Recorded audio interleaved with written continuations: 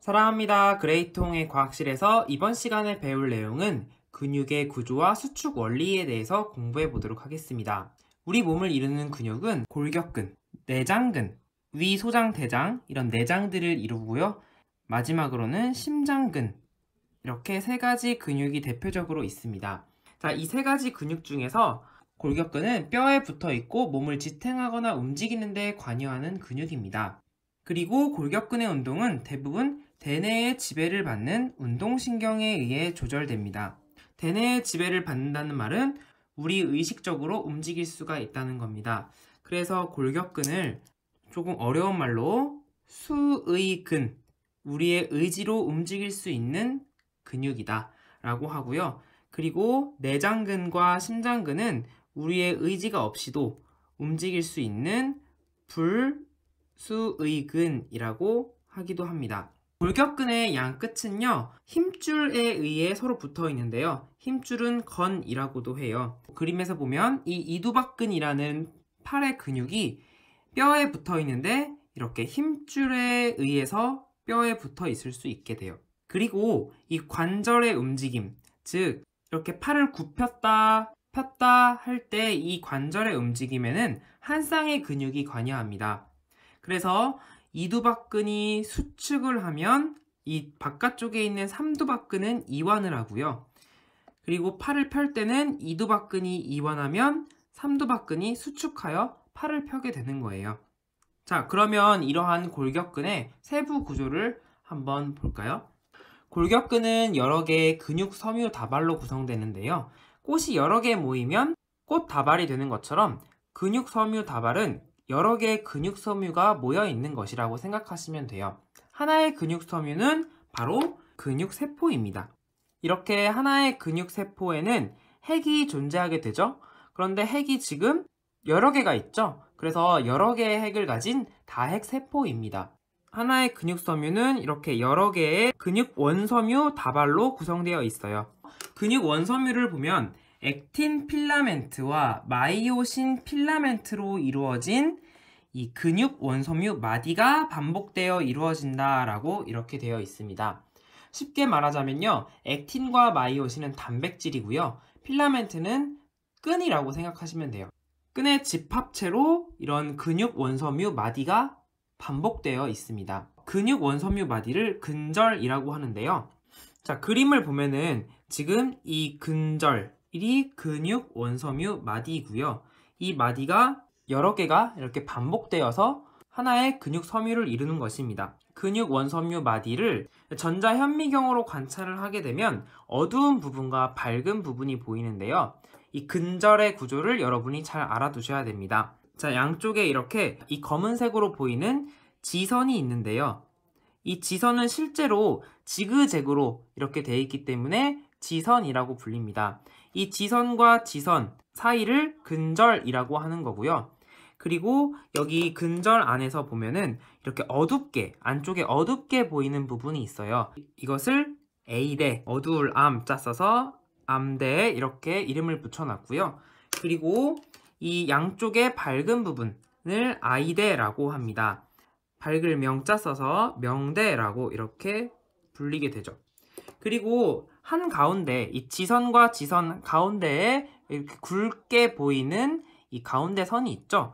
미들선이라고 해가지고 M선이라고 부르고, M선을 기준으로 약간 양쪽에 이렇게 하얗게 보이는 부분 있죠. 자, 여기를 H대라고 합니다. 근절의 구조에서 다양한 이 구역들을 액틴과 마이오신 부분 중에서 어느 부분이 차지하고 있는지 이것을 여러분이 꼭 알아두셔야 됩니다. 자, 왼쪽 그림을 볼게요. 근절이 이렇게 있고요. 근절을 구분하는 양쪽에 지선이 있습니다. 그리고 가운데에 M선이 있죠. 아주 굵은 선이 바로 마이오신이고요. 그리고 이 아주 가는 선으로 되어 있는 게 액틴 필라멘트입니다. 이 가는 액틴 필라멘트만 모여있는 부분은 매우 밝아요. 그래서 이 I대가 밝게 보이는 거고요. 그리고 액틴과 마이오신이 함께 이렇게 겹쳐 있는 부분은 A대, 가장 어둡게 보입니다. 그래서 여기를 암대라고 하는 거예요. H대는요, 마이오신만 있는 이 구역을 바로 H대라고 하는데요. 액틴과 마이오신이 겹친 이 부분과는 비교하여서 액틴이 빠져있기 때문에 약간 밝게 보일 수도 있습니다. 하지만 I대보다는 어두워요. 그래서 이 H대 이렇게 있습니다. 이거는 외워 두셔야 합니다. 기억하고 우리 다음 근육 수축에 대해서 공부해 보도록 할게요.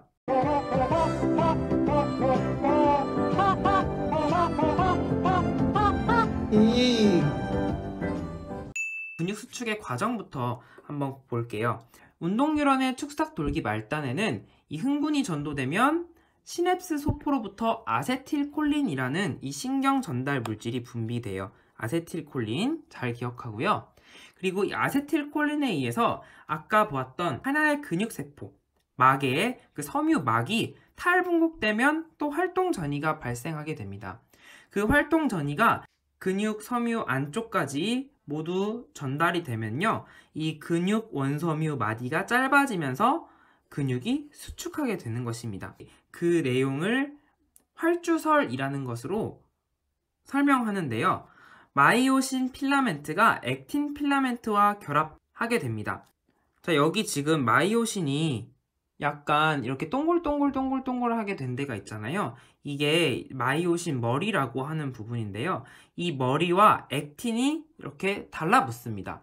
ATP를 사용해서 이 마이오신 머리 부분이 액틴에 달라붙고 액틴 필라멘트를 이렇게 끌어당깁니다. 줄다리기 할 때 이렇게 우리 편 쪽으로 끌어당기는 것처럼 딱 잡고 끌어당겨요. 액틴 필라멘트가 마이오신 필라멘트 사이로 미끄러져 들어간다 라고 표현을 하는데 이것을 활주라고 해요. 우리 그림으로 보면은 이 액틴 필라멘트 3개 이렇게 나와 있죠. 이것이 수축하면은 더 이렇게 안쪽으로 끌려 들어가게 됩니다. 그래서 근육 원섬유 마디가 짧아져요. 근육 원섬유 마디가 짧아져서 근수축이 일어난다. 그리고 근육 원섬유의 반복적인 수축을 위해서는 바로 이 ATP가 필요하다라고 근수축의 원리를 활주설로 설명할 수 있습니다. 자, 그러면은 아주 중요한 근수축 시의 변화 한번 공부해 볼게요. 지금 이 근절이 짧아졌어요. 근절이 짧아졌다는 것은 바로 수축했다는 것이죠. 이 수축할 때의 변화를 한번 알아볼게요. 근수축이 일어나면 근절이 짧아진다. 그리고 마이오신 필라멘트와 액틴 필라멘트 자체의 길이 변화는 없습니다. 마이오신 필라멘트와 액틴 필라멘트 자체의 길이 변화는 없어요. 그러니까 이 액틴 필라멘트가 마이오신 필라멘트 사이사이로 이렇게 들어가는 건데 A대를 한번 표시해 볼게요. A대는 바로 이렇게 A대가 되겠죠.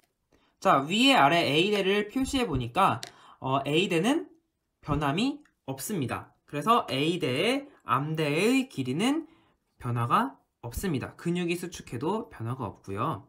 그리고 I대를 비교해보면 지금 주황 색깔로 이 I대는 짧아진 모습을 볼 수가 있어요. 아, I대는 짧아지는구나. 자, 그리고 H대는 A대 사이에 마이오신 필라멘트만 있는 이 부분이에요. H대를 표시하면 이렇게 주황색으로 표시를 할 수가 있습니다.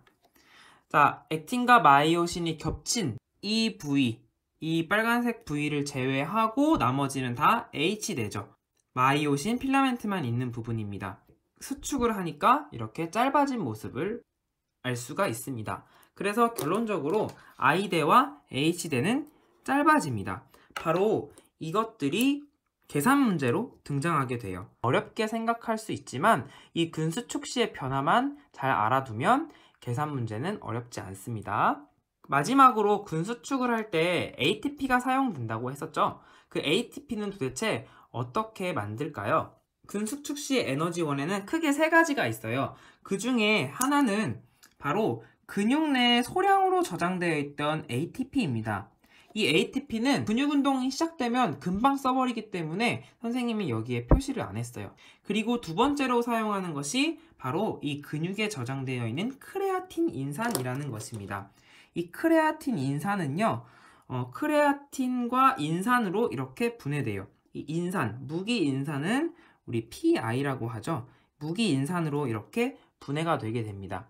그러면은 이 근육에 있던 ADP와 결합을 해서 ATP를 이렇게 합성하게 되는 것이에요. 그러면은 크레아틴, 인산도 다 분해해서 ATP도 모두 다 썼다. 그러면은 이제 또 우리가 사용할 수 있는 것이 바로 근육의 글리코젠입니다. 우리 몸에 포도당을 저장할 때 간에서 포도당을 글리코젠으로 바꾸어서 이렇게 저장하게 되는데요. 근육도 마찬가지로 글리코겐을 저장하고 있습니다. 이 근육에 저장되어 있던 글리코겐을 먼저 포도당으로 분해를 해요. 포도당으로 분해를 한 후에 근육 운동을 할 때 충분한 산소를 마시고 근육 운동을 하는 것이 아니라 일단 근육까지 충분하게 산소가 도달되지 못한 경우가 더 많습니다. 세포질에서 이 포도당을 고에너지 중간산물인 젖산으로 분해하고요. ATP를 합성하게 돼요. 그래서 근육에서도 젖산 발효가 일어납니다. ATP를 합성하는데 아주 소량을 합성하겠죠? 자, 우리 마지막으로 이제 충분한 시간이 돼서 산소가 전달이 되었어요. 그래서 산소가 충분할 때는 이 근육세포에 있는 미토콘드리아에서 포도당을 물과 이산화탄소로 분해하고 그리고 ATP를 합성합니다. 그러면은 다량의 ATP를 얻을 수가 있겠죠. 근수축의 에너지원도 여러분이 잘 알아두시면 좋겠습니다. 이 근수축 문제는 근수축 시의 변화를 꼭 알아두셔야 한다는 거 다시 한번 강조하면서 우리 학교에서 계산 문제 한번 해결해 보도록 하겠습니다.